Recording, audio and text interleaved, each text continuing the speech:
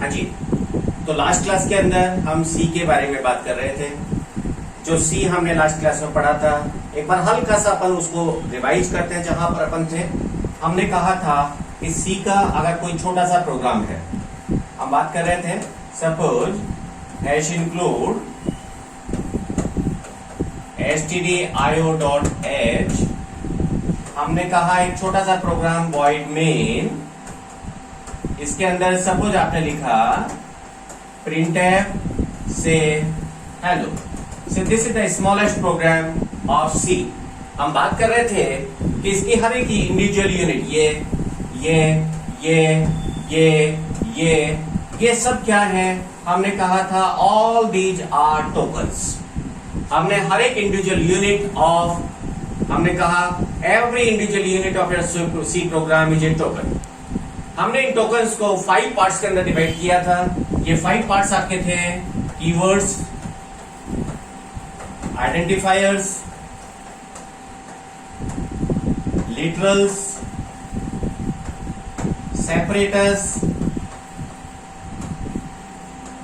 And operators.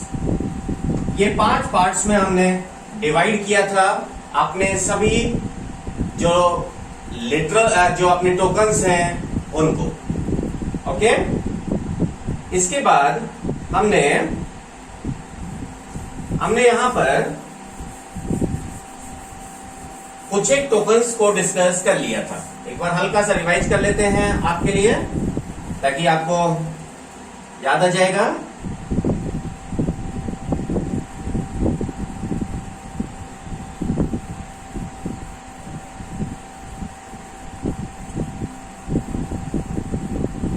चलिए sir, हमने बात की है, सबसे पहले टोकन की बात हमने की थी। हमने कहा कीवर्ड्स।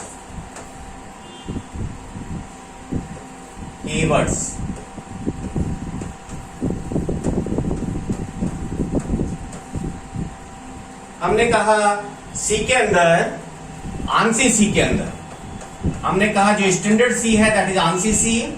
आंसी सी के अंदर टोटल 32 कीवर्ड्स हैं। हम बात कर रहे थे कीवर्ड्स का मतलब है रिजर्व वर्ड्स, जिनका कि अपना रिजर्व मीनिंग होता है, जिनका मीनिंग आरक्षित है। हमने बात की कि जो कीवर्ड्स हैं वो सभी इंग्लिश के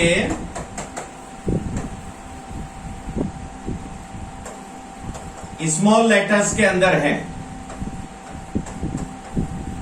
यही बात अपनी थी कीवर्ड्स के बारे में, यही सारी बात हमने की थी। ओके, इसके बाद हम आए थे आइडेंटिफायर्स के ऊपर।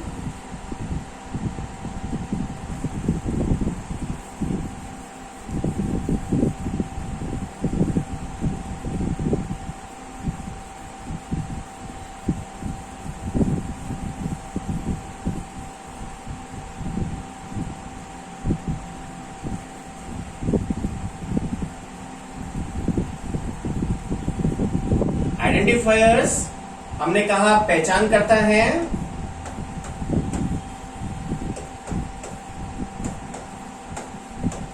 हमने कहा था सी के अंदर किसी भी एलिमेंट को जो नाम दिया जाता है वो आइडेंटिफायर है।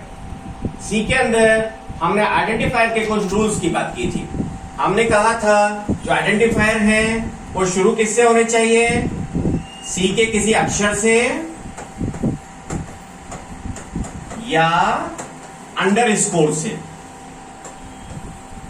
यही बात हमने की थी। हमने कहा था भाई बाद में डिजिट भी हो सकते हैं, अंक भी हो सकते हैं। हमने कहा था कीवर्ड्स को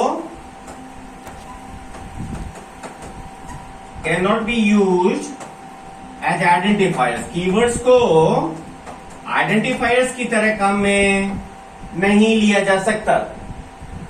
और लास्ट में हमने बात की थी कि मैक्सिमम 31 कैरेक्टर होने चाहिए आपके आइडेंटिफायर के अंदर, आंसी सी के अंदर।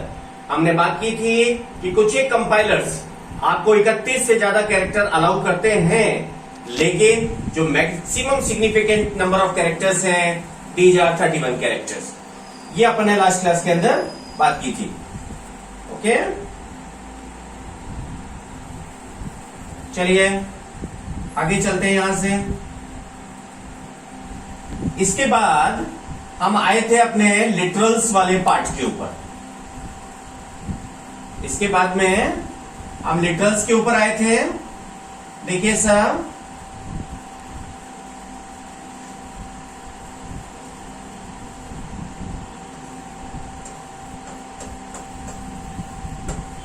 लिटरल्स वाला पार्ट अपना यहां पर थोड़ा सा इंपॉर्टेंट हो जाता है। लिटरल्स में हमने सबसे पहले इंटीजर लिटरल्स की बात की थी। कुछ एग्जांपल्स मैंने लिए थे, मैं हल्का सा वापस से रिवाइज करता हूं। जैसे हमने कहा 1 2 3, -1 2 3, 0 1 2 3, 0x 1 2 3। हमने कहा ये 4 तरीके हैं जिससे कि हम इंटीजर लिटरल को लिख सकते हैं। क्या मतलब हुआ 123? इसका मतलब क्या हुआ सर? -123। जस्ट आपके पास एक नेगेटिव नंबर है। हमने बात की थी 0 1 2 3। हमने कहा सपोज कहीं पर अगर आप लिखते हैं इंट i इक्वल टू 0 1 2 3 और आप i का मान देखना चाहते हैं। हम बात कर रहे थे किसी भी लैंग्वेज के अंदर कोई भी इंटीजर लिटरल अगर 0 से स्टार्ट होता है, इसका मतलब दैट इज ऑक्टल नंबर। तो यहां पर जो वैल्यू होगी, हम बात कर रहे थे कैसे कन्वर्ट करते हैं, 3 इंटू 8 की घात 0, 2 इंटू 8 की घात 1 प्लस 1 इंटू 8 की घात 2। 8 8 64, 8 दूनी 16 प्लस 3 विच इज 83। ये हम लास्ट क्लास में बात कर रहे थे। तो in any of the language I told you in C, C++, Java, Objective-C, C#, Python, in all the languages, if any integer literal is being started with a 0, means we are talking about the octal number. कोई भी integer literal जो 0 से start होता है, that is octal number. ये बिल्कुल आप याद कर लीजिए, irrespective to any programming language. Suppose somewhere you are writing int j equal to 0x 1 2 3. हमने बात की थी कि 0x से चालू होने का मतलब है this is hexadecimal number. Suppose somewhere I right 0x 1 2 3, क्या मतलब होगा 1 इंटू 16 की पावर 2 प्लस 2 इंटू 16 की पावर 1 प्लस 3 इंटू 16 की पावर 0। किसी की भी घात 0 मतलब 1, किसी की भी घात 0 मतलब 1। 1 मल्टीप्लाइड बाई 3 3, 16 दूनी 32, 16 16 256 ऐड किया शायद 291। तो इसका मतलब जे के अंदर जो वैल्यू होगी दैट इज एक्चुअली 291। ये हम लास्ट क्लास में बात कर रहे थे। इंटीजर लिटरल्स के बारे में हमने कहा था अगर कोई भी इंटीजर लिटरल 0 से चालू होता है मतलब ऑक्टल नंबर। कोई भी इंटीजर लिटरल अगर 0x से चालू होता है मतलब हेक्साडेसिमल नंबर। इस तरीके के क्वेश्चंस हमारे पास आ जाते हैं कभी कभी। आपने कहा लास्ट क्लास में भी मैंने कहा था int i equal to suppose 0 1 2 3 plus 52। अब ध्यान रखिए कि इसको कैलकुलेट करने के लिए हम क्या करते हैं जल्दीबाजी में, ये जो 0 1 2 3 है इसको 123 ही मान लेते हैं। इसको पहले आपको डेसिमल में कन्वर्ट करना पड़ेगा और फिर आपको ऐड करना पड़ेगा। ठीक बात है? तो यहां पर यह ध्यान रखिएगा इंटीजर लिटरल्स के केस में। ओके, चलिए आगे चले। फिर हमने बात की थी floating point literals. Then we talked about floating point literals.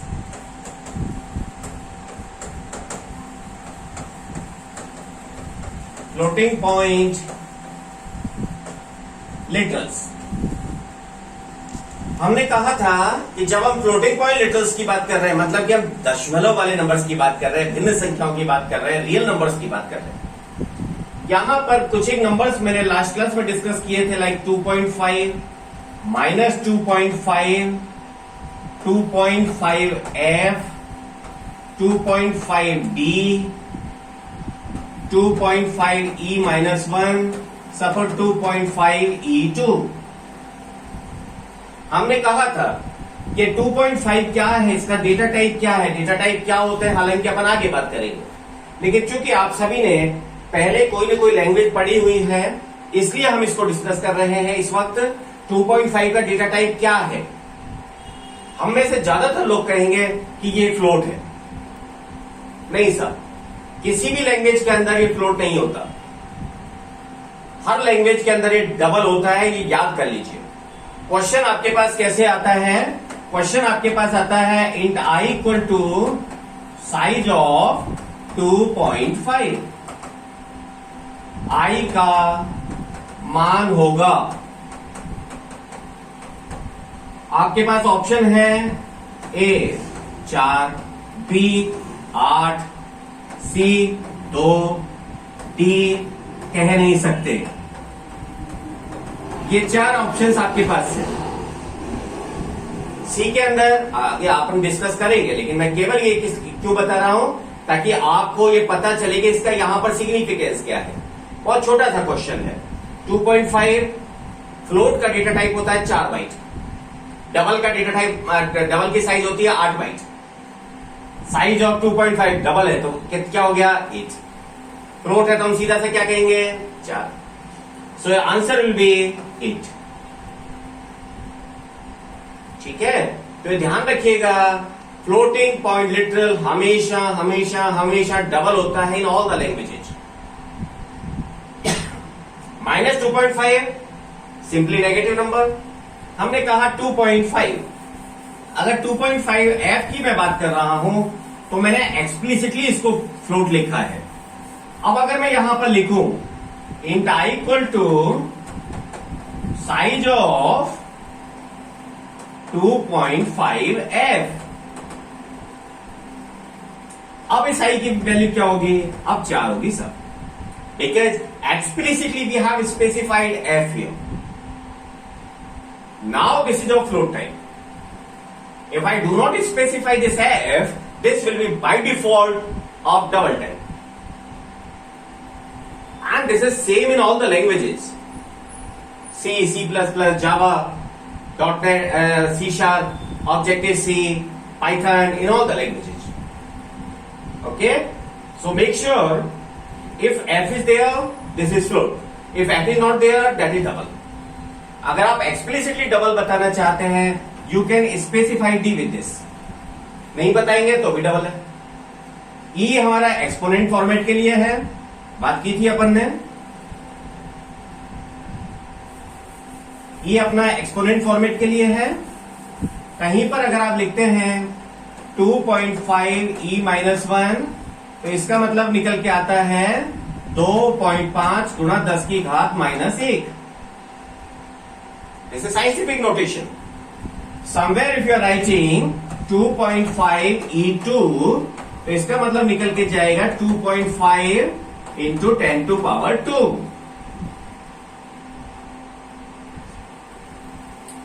I hope यहां तक क्लियर है। यह हमने लास्ट क्लासेज के अंदर पढ़ा था। Any question, any doubt up to this point? I don't think मैंने कोई भी आपकी क्वेरी के लिए कोई जगह नहीं छोड़ी है। फिर भी अगर कुछ आपके दिमाग में है तो बताएं। अब अपन आते हैं नेक्स्ट लिटरल, कैरेक्टर लिटरल्स। जो भी आप सिंगल कैरेक्टर की बात करते हैं दैट इज कैरेक्टर लिटरल, और सिंगल कोट के अंदर अगर आप लिखते हैं उसे आप कैरेक्टर लिटरल कहेंगे। जैसे आपने कहा कैपिटल ए, ये क्या है? कैरेक्टर है। लेकिन ध्यान रखिए, अगर आपने इसी को डबल कोट में लिख दिया, now this is not a character. Single quote में जो आप लिख रहे हैं that is a character in C. Okay, कई लैंग्वेजेस के अंदर डिफरेंट तरीके से लेता है, लेकिन यहां पर सी के अंदर if you are talking about a single character you have to specify in single quotes if you want to treat it as character. तो जो भी आप एक कैरेक्टर की अगर बात करते हैं सिंगल कोट के अंदर आप बात करते हैं। और कैरेक्टर्स आपके हो सकते हैं, जैसे आप कहते हैं बैकस्लैश n, होने को तो दो कैरेक्टर है लेकिन एक कैरेक्टर की तरह ट्रीट करता है। कौन सा कैरेक्टर है? New line character. यहां पर एक छोटी सी चीज है, सपोज कहीं पर अगर आपका लिखा आता है कैर से ch, कैर डेटा टाइप है, वही मैं आपसे कह रहा हूं, अपन आगे बात करेंगे। बैकस्लैश 0 1 2 3, क्या मतलब हुआ? वो कैरेक्टर जिसका आस्की कोड, वो कैरेक्टर जिसका आस्की कोड ऑक्टल में 0 1 2 3 है, मतलब कि डेसिमल में कन्वर्ट कीजिए। देखिए सर, किसी भी लैंग्वेज के अंदर जब आप एक कैरेक्टर को स्टोर करते हैं तो उस कैरेक्टर की एक इंटीजर वैल्यू स्टोर होती है।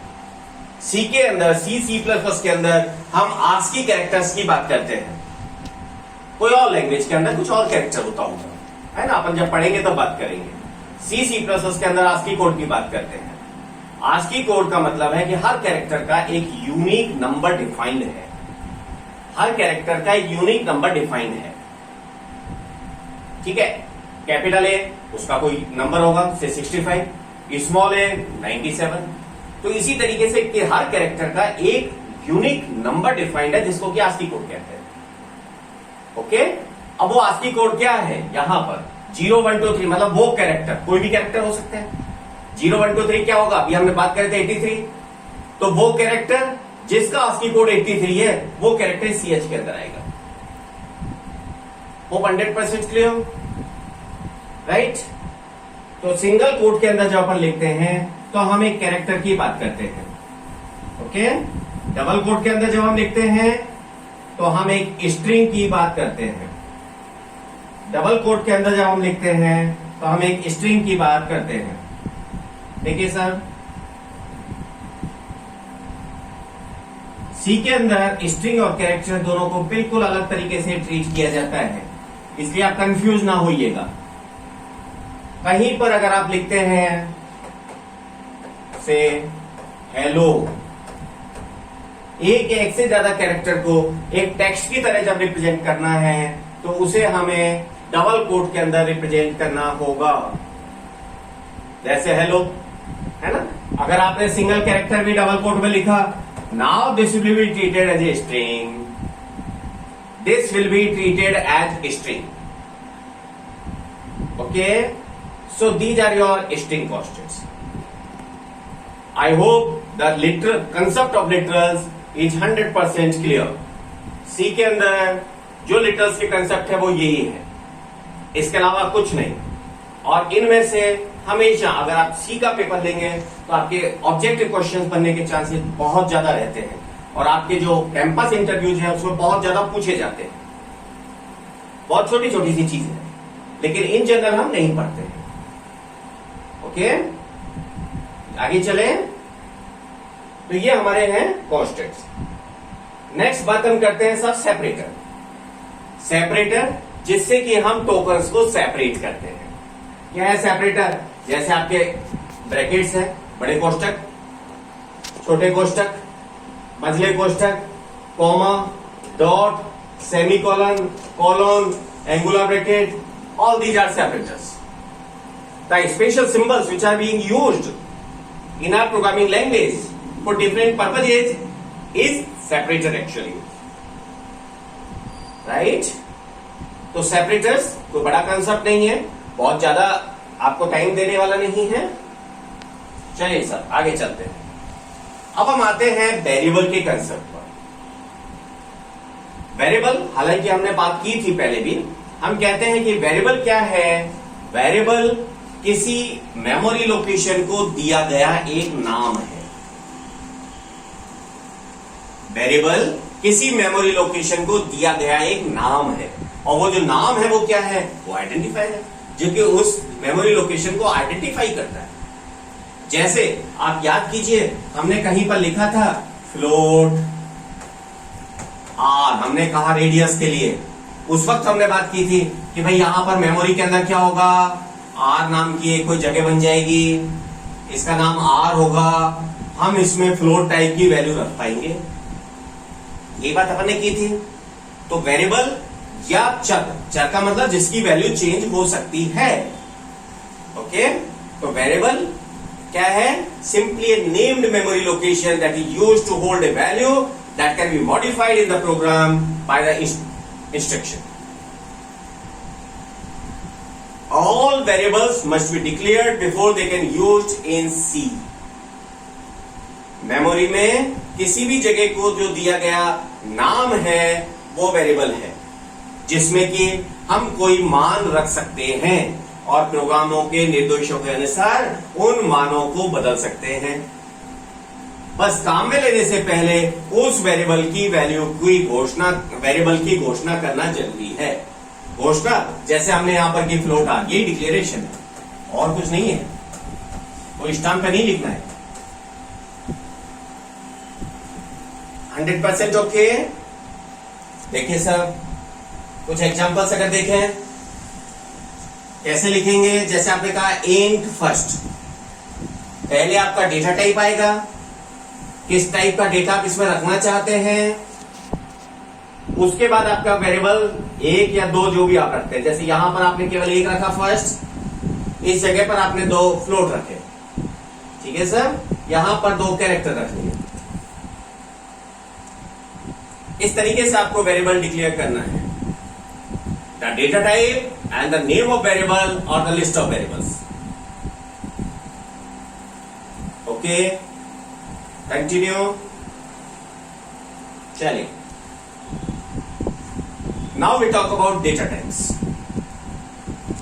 डेटा टाइप कई बार हमने इसको यूज में लिया है। डेटा टाइप का मतलब सी के अंदर है जहां पर कि हम डिफरेंट टाइप के डेटा को रख सकें। कैसे कैसे हम डेटा को स्टोर करना चाहते हैं।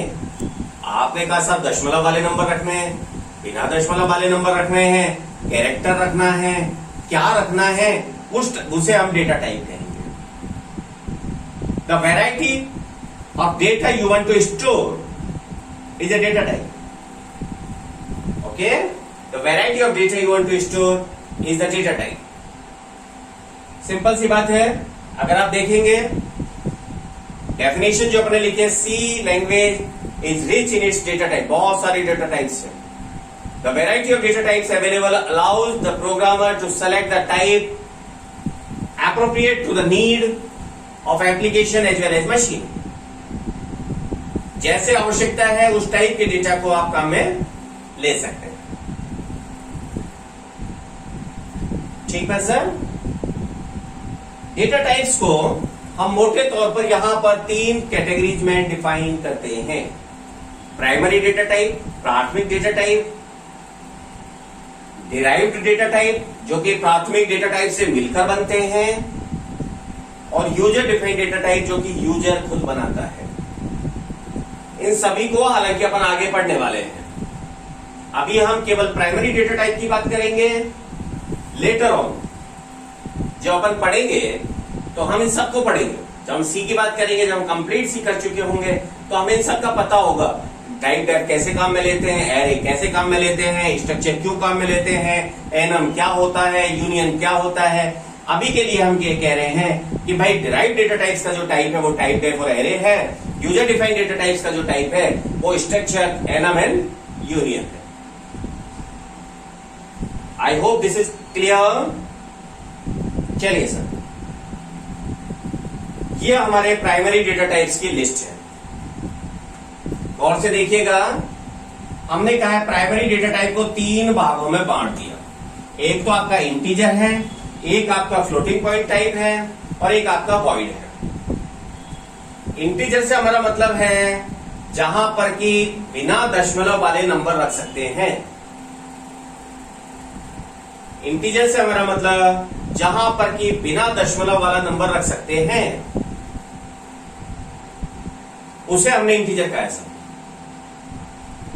तो इंटीजर यहां पर कैसे होंगे सर? इंटीजर को दो कैटेगरी में रख दिया, इंटीजर एंड कैरेक्टर, क्योंकि कैरेक्टर भी सी के अंदर एक इंटीजर की तरह ट्रीट होता है। जब हम कैरेक्टर को स्टोर करते हैं तो उसकी आस्की वैल्यू स्टोर होती है। हमने अभी थोड़ी देर पहले बात की थी कि हर लैंग्वेज के अंदर जो कैरेक्टर होता है वो इंटरनली एक इंटीजर वैल्यू से रिप्रेजेंट होता है, और सी के अंदर जो इंटीजर वैल्यू होती है जिससे कि वो रिप्रेजेंट होता है उसको हमने आस्की कोड का नाम दिया है। हमने कहा आस्की कोड एक कोड है जिससे कि रिप्रेजेंट होता है। इंटीजर हमने कहा कौन कौन से हैं सर? इंट है, शॉर्ट इंट है, लॉन्ग इंट है, तीन टाइप है, और तीनों के ही साइंड और अनसाइंड है, साइंड और अनसाइंड है। अगर मैं नहीं लिखूं तो भी साइंड होता है, लिखूं तो भी साइंड होता है। इसी तरह कैरेक्टर में है। क्या मतलब आया सर? इंट लिखूं या साइंड इंट लिखूं, एक ही बात है, दोनों का मतलब एक है।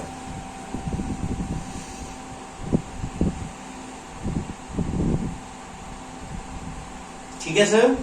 साइंड इंट का मतलब है कि आप इसके अंदर साइन स्टोर कर सकते हैं, नेगेटिव पॉजिटिव दोनों। अनसाइंड इंट का मतलब है कि आप इसमें साइन स्टोर नहीं कर सकते, केवल पॉजिटिव नंबर रख सकते। तो ये हमारे डेटा टाइप्स हैं जो इंटीजर डेटा टाइप्स। कैरेक्टर को भी हमने इसी तरह तीन में डिवाइड कर दिया, कैरेक्टर, साइंड, कैरेक्टर, एक ही बात है।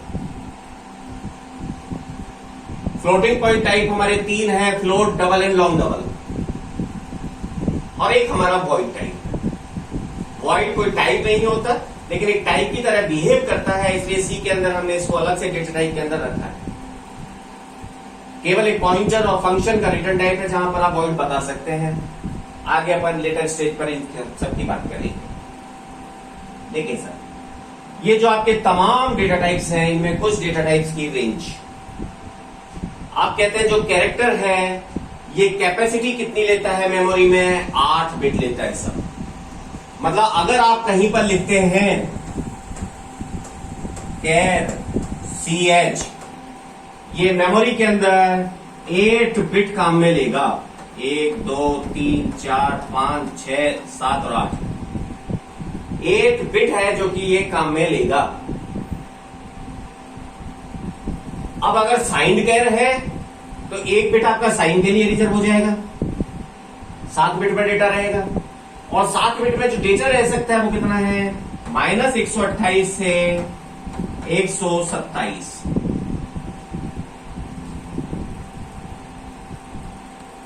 अगर अनसाइंड कैर की बात करें, अगर आपको साइन नहीं रखना, पूरे 8 बिट में डेटा रखना है, तो आपका डेटा रह सकता है 0 से लेकर 255। यही बात अपन कर रहे हैं। अगर कैरेक्टर है, हमने कहा सिंपल लिखे तो भी साइंड है, हमने कहा साइंड कैर लिखे तो भी साइंड है, और अनसाइंड लिखे तो 0 से 255 है सब। एक कंसेप्ट यहां पर अब आता है, सी के अंदर इंटीजर क्या साइज लेता है। देखिए सी के अंदर इंटीजर क्या साइज लेता है ये डिपेंड करता है आपके कंपाइलर के ऊपर। ये डिपेंड करता है आपके कंपाइलर के ऊपर। This might take 16 bit, this might take 32 bits. 16 bit भी हो सकता है, 32 बिट भी हो सकता है। क्वेश्चन आता है, सी में इंटीजर का साइज होता है 2 बाइट, 4 बाइट, 8 बाइट, कह नहीं सकते, compiler dependent. This is actually compiler dependent. और अगर 16 बिट है तो इसकी रेंज क्या रहेगी sir? -32768 to 32767। This is the range. और अगर 32 बिट है तो ये बहुत बड़ी रेंज है, ये आप नहीं कर सकते। In the same way signed int की अगर बात कर रहे हैं, -32768 to 32767। ओके, ये रेंज है, हमें रटनी नहीं है, लेकिन कुछ एक रेंज जो है 16 बिट तक तो हमें काम करते करते याद हो जाती है। Right, should I continue? इसके बाद हमारे पास कुछ और डेटा टाइप्स हैं। शॉर्ट इंट 16 बिट का होता है, लॉन्ग इंट 32 बिट का होता है। फ्लोट 32 बिट का होता है, डबल 64 बिट का होता है और लॉन्ग डबल 80 बिट का होता है। ये सारी रेंज हमें याद नहीं करनी होती, लेकिन ये हमें याद रखना चाहिए कौन सा डेटा टाइप कितना बिट ले रहा है, ये हमें पता होना चाहिए। रेंज हमें याद नहीं हो सकती, रेंज हमें याद नहीं हो सकती। हमें क्या ध्यान रखना है, हमें यह ध्यान रखना है कि कौन सा डेटा टाइप कितनी साइज ले रहा है। ओके, चलिए सर, यहां पर इंट वाली जो साइज है, इसमें एक छोटी सी चीज हमारे पास आती है। अगर हमसे कहा जाए इंट की साइज क्या होती है, एक रूल है छोटा सा, 16 equal to size of short int less than equal to size of int less than equal to size of long int equal to 32। ये एक छोटा सा रूल है। शॉर्ट इंट की साइज हमेशा 16 बिट रहती है, लॉन्ग इंट की साइज हमेशा 32 बिट रहती है। इनमें कोई दिक्कत नहीं है। शॉर्ट इंट की साइज हमेशा 16 बिट रहेगी, फिक्स है। लॉन्ग इंट की साइज हमेशा 32 बिट रहेगी, फिक्स है। इंट की साइज या तो शॉर्ट इंट के बराबर हो सकती है, लॉन्ग इंट के बराबर हो सकती है, मतलब या तो 16 होगी या 32 बिट होगी।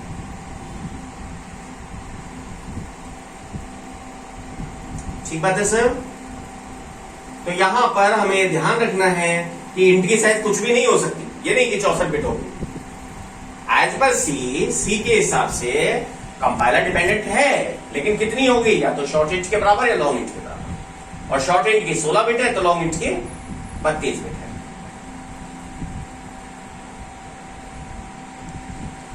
आई होप यहां तक सब कुछ ठीक है। चलिए सर, आगे चलते हैं।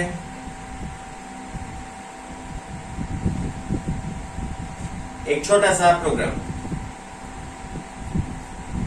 सिंपल प्रोग्राम है। पहले भी हमने बात की थी ऐसे प्रोग्राम की। हमने कहा हैश इंक्लूड stdio.h मेन, यहां से चालू हुआ, यहां खत्म हो गया। printf hello c,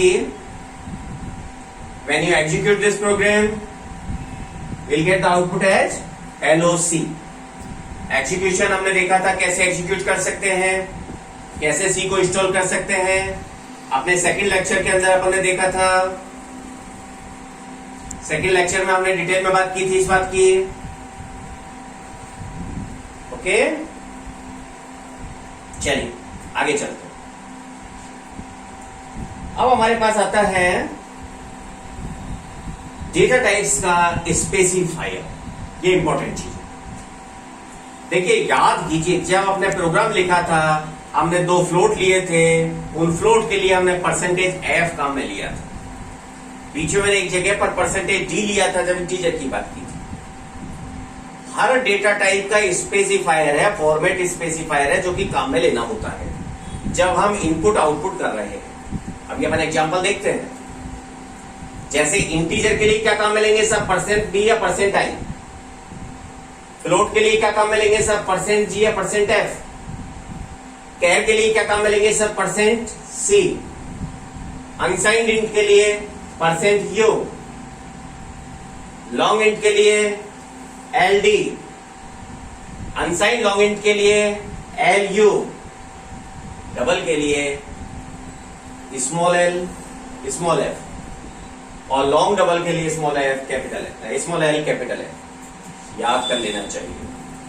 मैं बहुत कम चीज है जिनको रटने के लिए बोलता हूं, लेकिन ये ऐसी चीजें हैं जो कि आपको पता होनी चाहिए। या तो आप इतने प्रोग्राम बना दें, 8, 10, 15 प्रोग्राम बना लें कि आपको याद हो जाए, आपको रटना नहीं पड़े। वरना इनमें बहुत छोटे छोटे क्वेश्चंस आ जाते हैं जब सी को थोड़ा वेटेज अगर मिलता है। अगर सी में से 8-10 क्वेश्चन आ गए हैं कहीं से एग्जाम में, तो इस तरीके के क्वेश्चंस पूछे जा सकते हैं।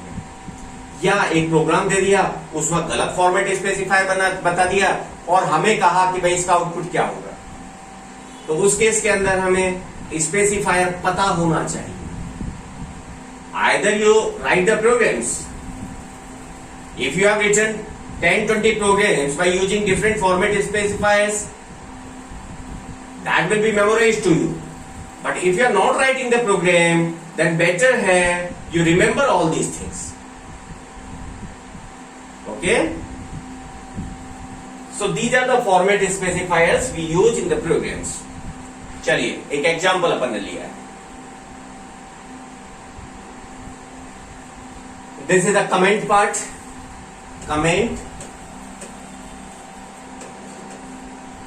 कमेंट हमारा जब प्रोग्राम हम कंपाइल करते हैं, कंपाइलिंग का प्रोसेस अपन ने देखा था, तो ये प्रोग्राम मशीन कोड में कन्वर्ट नहीं होता, चेक नहीं होता।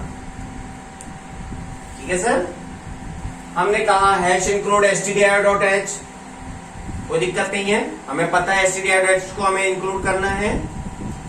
3 वेरिएबल हमने लिए, इंट a b c, हमने a और b के अंदर कुछ वैल्यूज असाइन करवा दी, बाद में c के अंदर यहीं पर 34। You can initialise the value at the time of declaration और you can initialise the value after the declaration, hardly any matters. आप यहां पर भी वैल्यू इनिशियलाइज कर सकते हैं और बाद में भी कर सकते हैं, कोई दिक्कत नहीं है, मेरी मर्जी थी। अगर मैं यहां पर लिखता इंट a = 5 b = 10, मेरी मर्जी, एक ही बात है, कोई फर्क नहीं है। हमने कहा यूजिंग वेरिएबल्स, जस्ट डिस्प्ले किया है। ठीक है साहब, a = %d, b = %d, c = %d। अब ये जो पहला वाला %d है, इसकी जगह पर किसकी वैल्यू आएगी? a की। जो दूसरा वाला %d है, इसकी जगह b की, और जो तीसरा वाला %d है, इसकी जगह पर c की वैल्यू आ जाएगी। These are format specifiers, placeholders, जो कि किसी की जगह रोक कर बैठे हुए हैं, बस में नहीं बैठते हैं। कोई आने वाला है, हमने उसकी जगह अखबार रख दिया, उसकी जगह बैग रख दिया। So these are the placeholders, कि जो पहले वाला %d है, इसकी जगह पर आपने एक ही वैल्यू को स्पेसिफाई कर दिया। जो दूसरा वाला %d है, आपने उसकी जगह पर एक ही वैल्यू को रख दिया, और जो तीसरा वाला %d है, उसकी जगह पर आपने c की वैल्यू को रख दिया। Okay, we can use the specifiers in this way. Integer है, इसलिए %d काम में लिया है। अगर ये फ्लोट होता तो %f काम में लेना होता। इंटीजर के लिए क्या काम में लेते हैं? आइदर %d और %i। We have seen in our last slide, C int के लिए आइदर %d और %i, दोनों एक ही बात है। ओके, चलिए सर, आई होप क्लियर है, कोई भी इसमें ऐसा नहीं है, कोई विशेष बात नहीं है, सिंपल सा एग्जाम्पल। जो एग्जाम्पल पहले हमने काम में लिए थे, बिल्कुल उसी तरीके से है। चलिए सब आगे चलते हैं। अब हमारे पास आता है ऑपरेटर्स।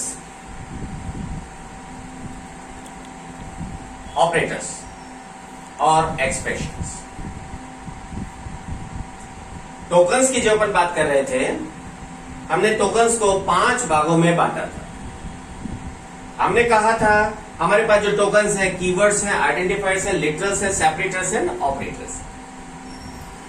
ऑपरेटर्स जिसके थ्रू की हम कोई ऑपरेशन परफॉर्म करते हैं।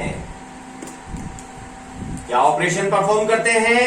जैसे आपने लिखा 2 + 3, आपने 2 और 3 को जोड़ा कि नहीं जोड़ा, तो ये प्लस क्या हो गया? ऑपरेटर हो गया। तो कोई भी ऑपरेशन जब आप परफॉर्म करते हैं, उसके लिए आप ऑपरेटर काम में लेते हैं। जावा में मुख्यतः है ऑपरेटर बहुत सारे हैं, बहुत अच्छा सेट ऑपरेटर्स का हमारे पास है। कुछ जो जनरल यूज मानने वाले ऑपरेटर्स हैं, हमने कहा है 4 कैटेगरीज है। Arithmetic operator, relational operator, logical operator and bitwise operators. लेकिन मैं ये नहीं कह रहा हूं ये 4 ही है, मैं ये कह रहा हूं कि जनरल यूज में आने वाले जो ऑपरेटर्स हैं वो है। ठीक है, तो ये मत याद कीजिए सी में कितने टाइप के ऑपरेटर होते हैं, 4। नहीं, गलत बात है, गंदी बात है, क्योंकि दी ज्यादा broad categories only is a huge set of operators available in C. Size of is also work as operator. There are different type of operators. हमने कहा ब्रॉड कैटेगरी जो है वो 4 है। ठीक है, अब हम इनकी डिटेल में बात करेंगे, लेकिन नेक्स्ट लेक्चर के अंदर। आशा है आज आपका पूरा समझ में आया होगा। नेक्स्ट लेक्चर के अंदर अपन ऑपरेटर्स को डिटेल में लेके चलेंगे। जो आपने अब तक पढ़ा है एक बार इसको रिवाइज कर लीजिए। अगले एक आध क्लासेज के बाद हम शायद छोटे मोटे प्रोग्राम्स बना पाएंगे।